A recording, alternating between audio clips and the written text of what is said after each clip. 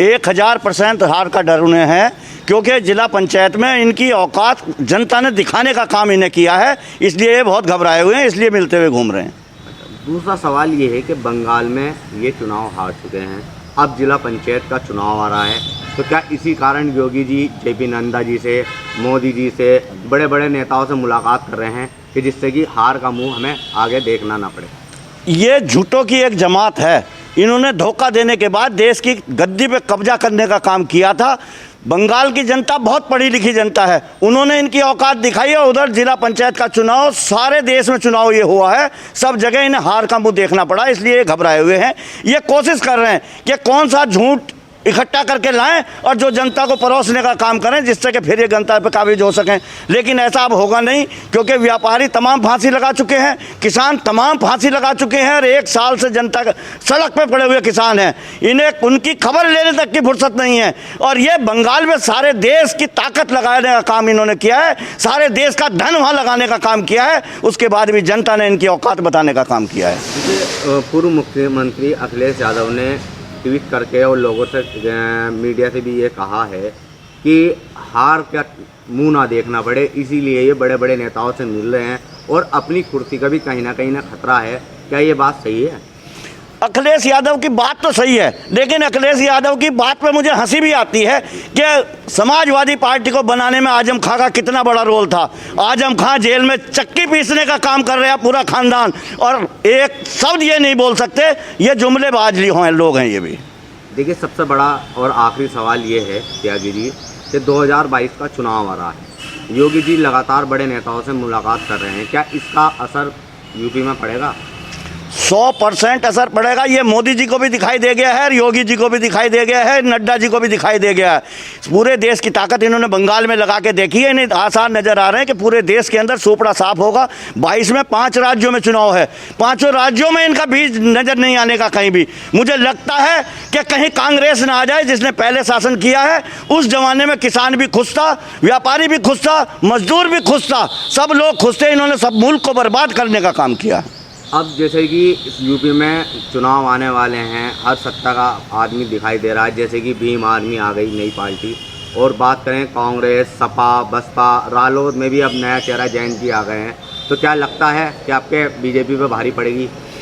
100% जहाँ जहाँ गठबंधन हुआ है, इनका कुछ दिखाई नहीं दिया, कुछ भी मैदान साफ हो गया। मुझे तो ये लगता है अगर सबका गठबंधन इन्होंने कर लिया तो इनके बस्ते पकड़ने वाले लोग नहीं मिलेंगे, जनता इनके पीछे होगी और ये लंगोटी उठा के आगे आगे भागते हुए नजर आएंगे। हर बार कभी योगी जी को हटाने की बात होती है, कभी योगी जी भागते हैं और मोदी जी से मुलाकात करते हैं। ये सिर्फ पब्लिक को जैसे कि उल्लू बनाते आए हैं हमेशा से, वो बनाने की प्रक्रिया है, लेकिन इनकी हार तब भी निश्चित है। देखिए, अखिलेश यादव जी ने ट्वीट करके और मीडिया से बताया कि कहीं ना कहीं हार का डर है योगी जी को, इसीलिए वो बड़े नेताओं से मुलाकात कर रहे हैं, अपनी कुर्सी का उन्हें डर है।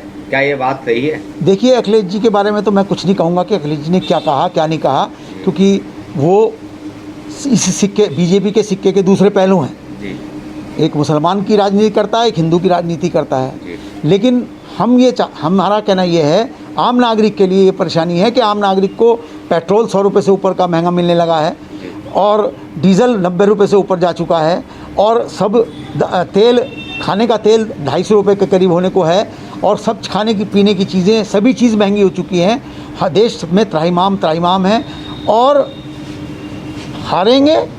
और इस समाज को तोड़ने का काम किया है इन दोनों लोगों ने।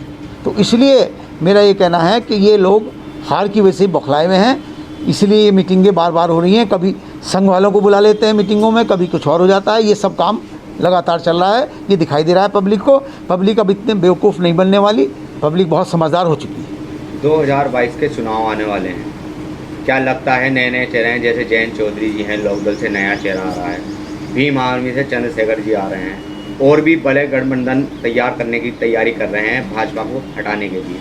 क्या लगता है आपको भाजपा का सुपड़ा साफ होएगा?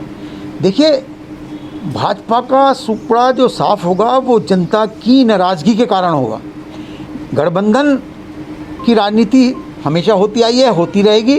गठबंधन के बिना काम नहीं चलता, क्योंकि एक क्षेत्रीय दल आपस में मिलते हैं, लेकिन वास्तव में जो इस देश को, प्रदेश की बात आप कर रहे हैं, तो प्रदेश में जहाँ तक है वो बिल्कुल यही लगता है कि इस बार जनता इनको सुपड़ा साफ करके ही रहेगी। हाँ, कोई ना कोई तो नाराज़गी है ही, जिससे जो कि योगी जी बार बार कभी जेपी नड्डा से मिलते हैं, कभी योगी जी उनसे मिलते हैं, प्रधानमंत्री मोदी जी से।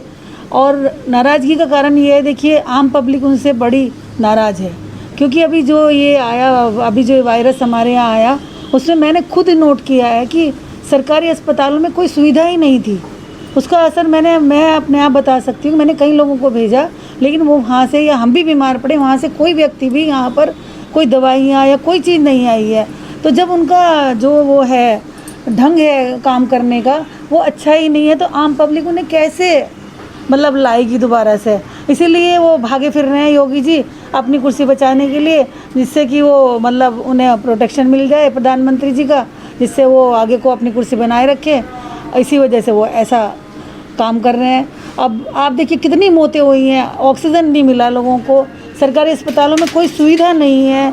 चाहे आप चले जाएं वहाँ पर, कोई भी गया, मैं खुद गई हूँ, मैंने देखा है वहाँ पे लोगों को मरते देखा है, मेरा पूरा परिवार इसमें था, लेकिन कोई सुविधा हमें भी नहीं मिली है वहाँ से। देखिए, अखिलेश यादव जी का कहना है कि बंगाल के बाद कहीं जिला पंचायत में हार का सामना ना करना पड़ जाए, इसी कारण लगातार मुलाकातें की जा रही हैं, और कहीं ना कहीं उन्हें लग रहा है कि मेरी कुर्सी पे भी खतरा मंडरा रहा है, इसीलिए वो दिल्ली लगातार जा रहे हैं। क्या इस बात में कुछ सत्य है? ये बिल्कुल सत्य बात है, क्योंकि अगर वो नहीं रहेंगे, जिला पंचायत नहीं जीत पाएंगे, तो उन्हें हटा दिया जाएगा उनके पद से। इसलिए उन्होंने, सब लोगों ने मिलकर के जगह जगह अब जिला पंचायत के चुनाव के लिए फिर से उन्होंने सब जगह जाना शुरू कर दिया है। लेकिन आप देखिए, वैसे तो कह रहे हैं कि आप लोग इकट्ठे मत होइए, आपने सब जगह धारा लगा रखी है, और उसके बाद आप फिर से चुनाव की तैयारी करने लगे, तो क्या आप पब्लिक को धोखा देने के अलावा और क्या कर रहे हैं? अब पब्लिक का कोई व्यक्ति, 2-4 लोग खड़े हो जाते हैं, तो वहाँ से उन लोगों को ऐसे सख्त किया जाता है जैसे पता नहीं उन्होंने क्या गुनाह कर लिया है। अपने आप ऐसे सारे कार्य कर रहे हैं जो इसके खिलाफ हैं। अब आप ये बताइए, पब्लिक उसका विरोध तो करेगी ही ना, और इसलिए ये सरकार आएगी नहीं, आप ये देखिएगा। 2022 का चुनाव आने वाला है, क्या लगता है कहीं ना कहीं महागठबंधन इन पर भारी रहेगा, या ये फिर दोबारा से अपनी सरकार बना पाएंगे? नहीं, महागठबंधन जरूर भारी रहेगा, क्योंकि सब लोग, चंद्रशेखर जी हैं, और जी क्या नाम हमारे सपा सरकार से जो अखिलेश जी हैं, जयंत चौधरी जी हैं, सब ये लोग मिलकर उनको करारा जवाब देंगे। युवा नेता आपके भारी पड़ेंगे? जी बिल्कुल भारी पड़ेंगे।